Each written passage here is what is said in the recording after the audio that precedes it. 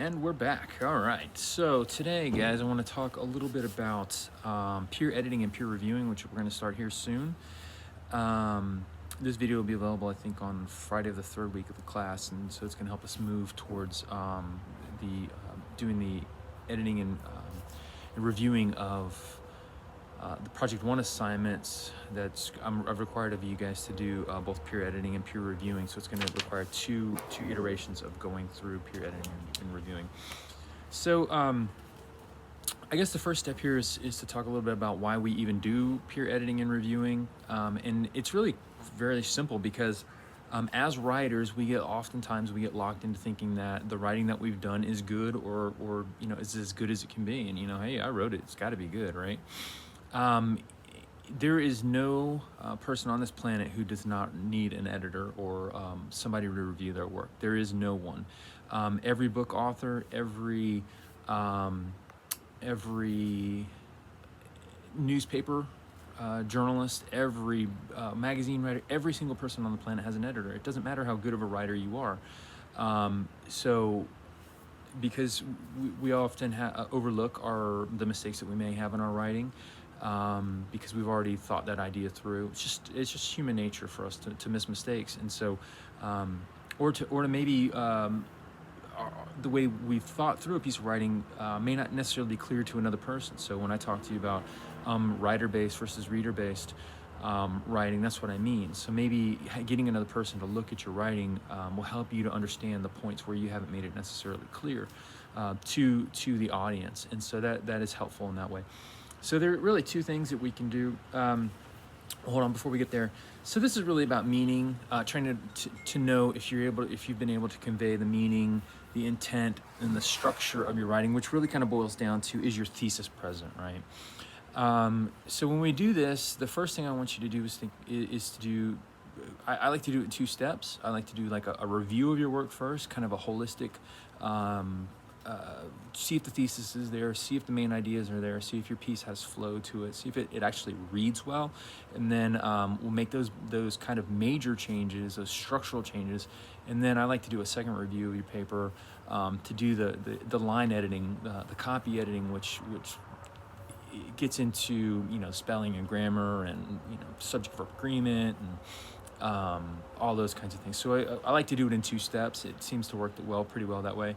All right, so in Canvas, what will happen is I will have set up a place where you can turn in your peer edit and peer review drafts of these papers, so that it won't get turned into, you won't turn this into the actual assignment yet. There's going to be two iterations of this, so it'll say like peer edit or peer review for Project 1. I know there's a lot of stuff on Canvas, but that's just the way it is with having to do everything online, and I'm trying to figure it out myself. So you'll see there in Canvas, so the first one will say like peer review for Project 1. You'll upload your draft of your paper in there, and then it'll automatically be assigned to one of your peers. So I'll have it due like on a Wednesday night, and then at midnight, and then at 12:01 on the next day, on that Thursday. Say if it's turned on a Wednesday, on that Thursday at 12:01, it's automatic. The computer will automatically shoot you out a copy of your paper to somebody else who's turned their paper in as well. So if you turn your paper in late, you're not going to get that chance. So that's kind of an incentive to make sure you're not procrastinating. All right, so peer editing and peer reviewing. So the review, as I said, comes first, and then we'll do the editing. All right, so let's look a little bit at the steps. All right, so the first step we're going to do in a peer review is the first thing I want you to do is just put your pen down, and metaphorically a pen, because we're doing this online.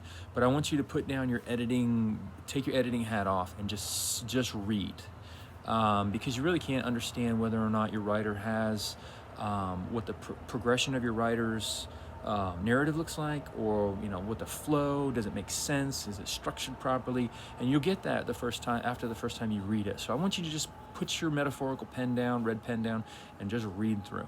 All right, so once you've read it through one time, I want you to read it through again and start to take notes, and really to think about what you're seeing, Is there a discernible thesis? Is there some kind of an introduction? Is there Are you noticing that there are sections to your paper that, main ideas that are kind of grouped into paragraphs, or main paragraphs? And speaking of that, if the paragraphs are too long, like if you find a paragraph that ends up being a page, more than a page long, that's way too long. So you might want to think about helping your reader to understand where that paragraph might be broken up a little bit. Most oftentimes, developing writers have very long paragraphs because you guys are brought up learning a 5-paragraph structure, and then there's always too much to say for one paragraph in a papers of the length that I'm asking you to write. And then you guys get stuck writing these huge paragraphs when you could break them up into a couple of little ones, and you're not losing anything. You're actually helping your reader to understand where your ideas are transitioning. All right, so some things that you want to do when you're doing this peer review is to ask questions. Like if you don't understand something, just say, "Hey, what's going on here? I don't understand what you mean by this," and that'll help that might give the writer a little bit of clarity on what they should be thinking about, because as the reader, as the audience, if you don't understand what's happening, that's the writer's responsibility to clean that up and fix it.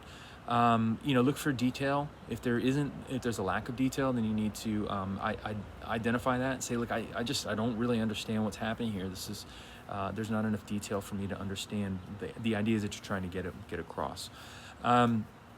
Sometimes what we'll find is that the writer has a lot of really good ideas, but maybe they're just kind of jumbled up, and maybe this one paragraph that's a little bit further down to the bottom, maybe it would work better if it was connected with another paragraph at the top, because they share themes or ideas or details. And that oftentimes happens when you have a really good sense of what you want to write as the writer, but maybe you haven't done a good organization of your writing beforehand, and so you got ideas that are kind of out of place and a little bit mismatched. Sometimes as the reviewer, you want to take it and just kind of say, hey, why don't you just take this paragraph and shift it up to this top, because I think you're talking about your sister here, and you're talking about your sister here at the bottom, and these ideas kind of go together. Put all your sister stuff together. That might make sense. Okay. And then, this one, as the editor, we have like the Stanford prison experiment, right? Where the students were broken up, and one group got to be the prison guards, and one got to be prisoners. And then they found that the students who were prison guards were like just beaten and mistreating the other students because they were given a position of authority. All right, so what I want you to do is understand that sometimes you need to give praise, right? So if you see something that's going really well, don't be that prison guard. Just say, hey, wow, this is really you're doing really well here. I really like this idea. There's nothing wrong with giving praise. We all like to get praise and be told that we've done something well. So please do that if it's warranted. All right, so let's switch into the second iteration of this process. So once you've done your review, and you'll see this right before we turn to project one, all 3 of our major projects, you'll get your feedback from your editor, from your peer editor is going to give you that feedback from the peer review, and then you make some changes, and I need you to to upload your edited or your revised work in for this peer editing session. And so this is where we're going to come into what we think of more as some more traditional editing, giving feedback on another writer's work. So this is where you do get to get out your metaphorical red pen. Of course, we're not going to have a red pen, but in here I'm going to show you in a little bit. I've got a little video that'll show you some of the tools that you should have access to in Canvas to give feedback on the paper to a writer. At least that's how I give feedback once I start looking at your major papers, and I'll show you that in a second. Anyway, this should be the second draft, and at least the second draft of your paper, and then probably the third draft actually. And so it should be a little bit cleaner. It should look a little bit better. A little bit, the structure of your writing and the grammar and editing and all that stuff should be a little cleaner. Things that I want you to look for when you're doing this editing is look for shifts in verb tense, and that happens a lot with developing writers, first-year writers particularly. Is you'll go from past tense to present tense, and that can be really confusing for your readers. So you need to shy away from that as much as you can. So look for that. Also shifts in voicing. So if you're talking, in he, she, they, it's third person, right? And then all of a sudden somebody shifts to I. which is first person, or you, which the shift to that second person, that using you often happens when people become uncomfortable with the writing that they're doing, or not comfortable with how to express an idea. So if you see shifts, if it looks like it's going to be, third person, he, she, they, then you need to stick with that. Pick one voicing and stick with it. If not, it becomes very confusing. All right, so passive, and then I also want you to look for passive voice. Remember, in English, as I said in this grammar video, hopefully you guys watched that one, that English is a subject-verb-object language, and we in English like to hear, we like to read and hear things being said in that subject-verb-object format, which is someone did something to something else, right? So the girl threw the ball to the boy. Not the ball was thrown by the girl to the boy. So make sure that passive voice, it can be used and it can be effective in some cases. However, in almost all cases, you want to have that subject verb object, that strong active voice. All right, so now I want to talk a little bit about, just pop up, George Orwell wrote 1984, and he wrote Animal Farm and a bunch of other things. I've got an essay here that I'm probably going to have you read a little bit later in the semester called Politics in the English Language that he wrote. It's old, but it still works. It works as well as any other thing I've seen to talk about essay writing and language. But in that Politics in the English Language, he breaks down what he calls his rules for writers, and here they are. And please, stick to these as well as you can, to keep these in mind as you're doing your own writing, but also when you're editing. So never use a simile, a metaphor, simile, or other figure of speech that you're used to seeing. Just mix it up. Try to think up your own metaphors and similes. It gets boring when we hear the same things over and over again. So be creative. There's nothing wrong with that. We use oftentimes, in order to invent that university and make ourselves seem like we're better writers or more complicated writers than we actually need to be, we use long words that don't make any sense. The one that always jumps out to me is when people use utilize instead of use. There's absolutely no reason why we should use utilize. That's just overly complicated word, because use works just as well. So I would, keep that in mind.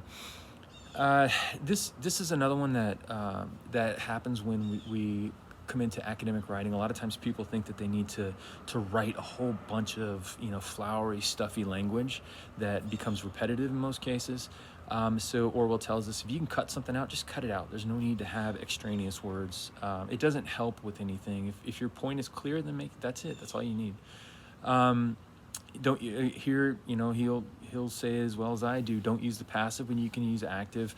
He also says don't use scientific or jargony words. Here he was completely in line with Bartholomew, saying don't invent a university. There's absolutely no need to have your language be more complicated than it needs to be.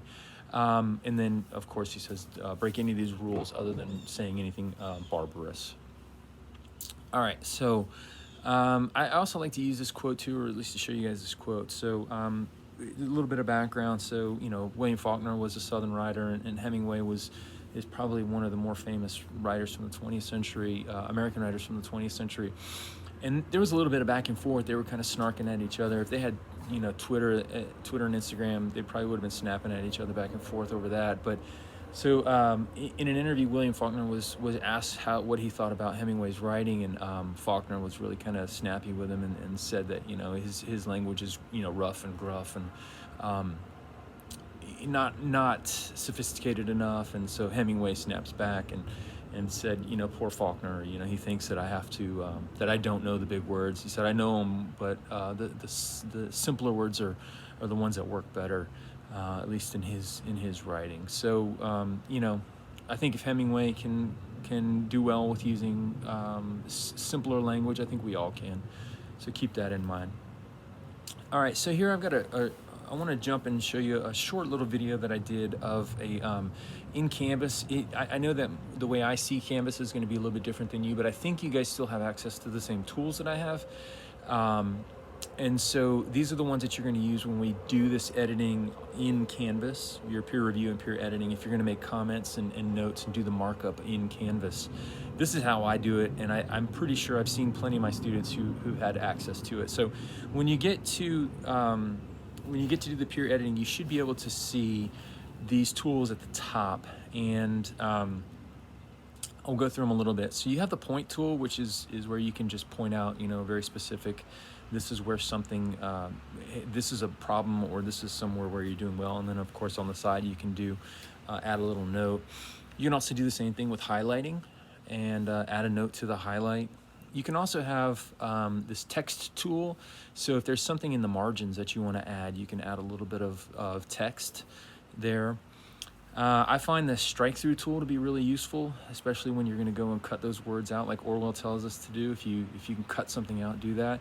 So that strike through, and I think you can add a note there as well. The free draw tool is one that you can use to highlight or to circle or to point out, or you can draw arrows, or maybe sometimes what I've done in the past is use the free draw tool to show where a sentence can go to a different place, or maybe a whole paragraph or something. And then you've got the box tool where you can highlight and suggest, a whole paragraph or sentence might want to move up. So these are some of the tools that you could probably use when you're doing your editing in Canvas, you're doing your peer reviewing and editing. But above all, the thing that I would leave you with is when we're doing this peer reviewing, the most important thing is just to be kind to your the writer that you're reviewing. Writing is tough, and because it opens us up in a way oftentimes that most of us don't really feel comfortable doing, because it exposes us and it makes us feel very vulnerable. And that is both good and bad, right? It can be very bad. It can be really cool when other people agree with you, or have that can share in an idea, or can commiserate, or will say, yeah, I understand where you're coming from. That's a really powerful thing, but it's also can be very, very, very scary to open yourself up and to let your ideas, especially those vulnerable things, your emotions and maybe aspects of your past that maybe you're not proud of, or maybe you're scared of somebody hearing about. So, above all, please be as kind as you possibly can to one another. All right, so if you guys have any questions about editing and reviewing, I'd be glad to help you out. Just let me know as we're going through this process. Otherwise, take care and have a good time doing it.